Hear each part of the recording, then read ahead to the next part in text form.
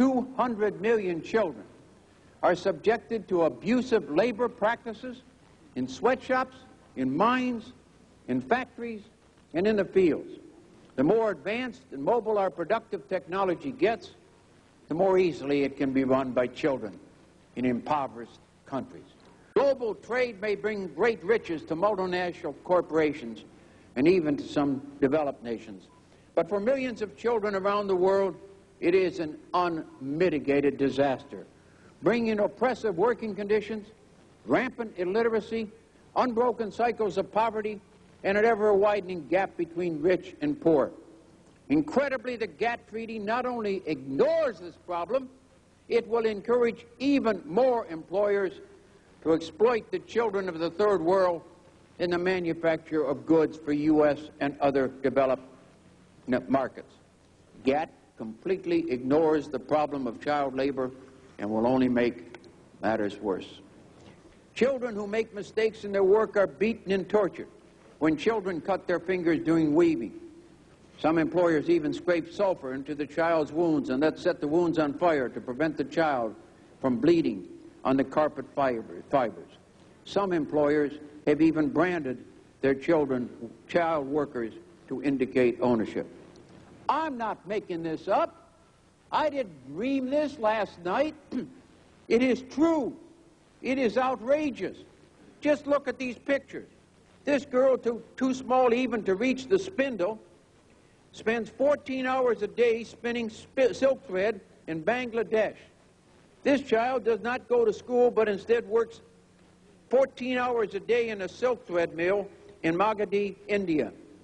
These bonded carpet workers are forced to work because of debts owed by their parents in Mirzapur district in India. What are we doing? How can we be indifferent? What, doesn't the milk of human kindness run somewhere through our bodies? Instead of doing something about it, we're slamming the door and say we can't do anything about it in the future. It's a travesty for us to pass GATT, not do anything about child labor. As parents and grandparents, we have an obligation to exclude the products of child labor from our markets. GATT won't accomplish this. It will actually prevent us from taking such a step.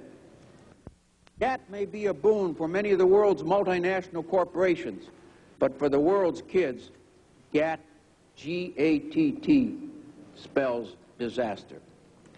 Mr. President, each member of this body is sworn to uphold and to defend the Constitution of this great nation. As such, our highest obligation is to preserve the sovereignty of this country and the powers of its elected bodies to write the laws that govern our people. I can draw no conclusion other than that this Congress and our trade negotiators should go back, Mr. President, should go back to the drawing board and create a trade agreement instead of a document promoting world government and fiscal irresponsibility. I believe that we did not meet the last and most important goal, that is, of preserving U.S. sovereignty, and we are not assuring that the middle-income American receives enough of the benefits that the large companies under this agreement themselves will reach.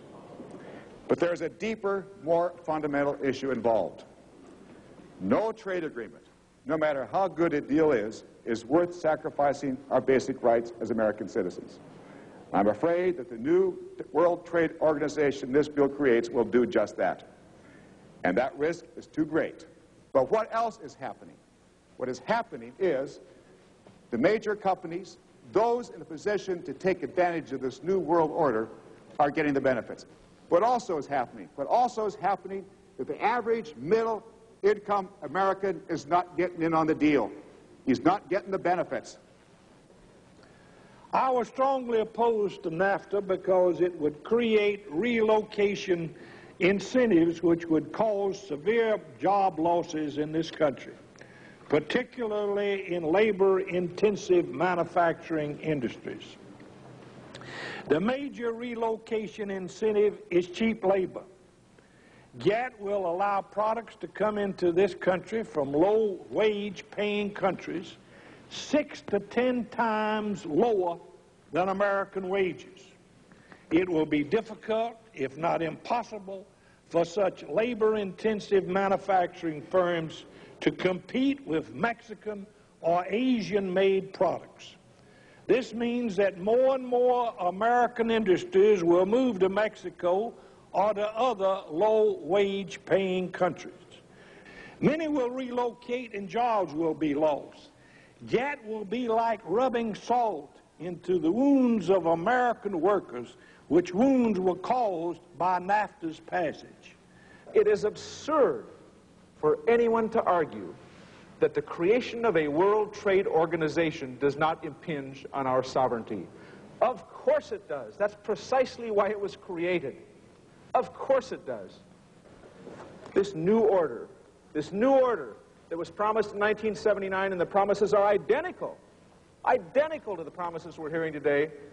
More jobs, more income. Nonsense. The record shows just the opposite happened. This is wrong. This kind of trade agreement that asks American workers to compete against others around the world who are going to be paid 20 cents an hour is a strategy for enhancing corporate profits and diminishing the importance and the ability to help families with American jobs. That's at its root. Like, what is the President afraid of? What is it in this agreement that does not withstand just a little bit of sunlight? What is the necessity of taking this thing beyond the will of the people? But speaking for myself, I'm for world trade, all right, but I'm flat out against world government. Mr. President, the American taxpayers, once again, will fund an international bureaucracy that is in no way accountable to the American people. There is no way that U.S. workers can compete with communist Chinese slave labor or with child labor anywhere in the world, certainly in the third world countries who are paid 50 cents an hour for their work, for their labor. This GATT does not open the market to Japan, Malaysia, Korea. You can just go right on down the list. Anybody that believes that is whistling Dixie. Come on, ladies and gentlemen, let's wake up. Wake up. We've lost 3.2 million jobs under what we got. Now here, instead of creating jobs, they talk about what's going to happen in the future. We heard that in 1979, that we would go all boost out with all of these jobs. We've lost jobs.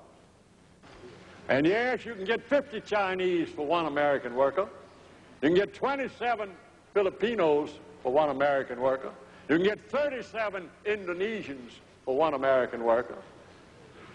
And so you can go to any of these countries, and we can go right on down the list and save 20% by moving to a low-wage country offshore. If you've got 500 million in sales, 20% saving means you can make or increase your before-tax profit $100 million by getting out of the country.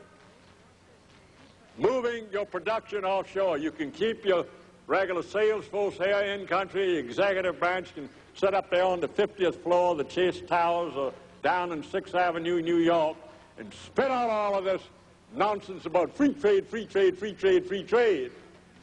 But all the time, they're gutting the workforce. The manufacturing base in this United States has gone since 1987 from 26% of the workforce to 16%.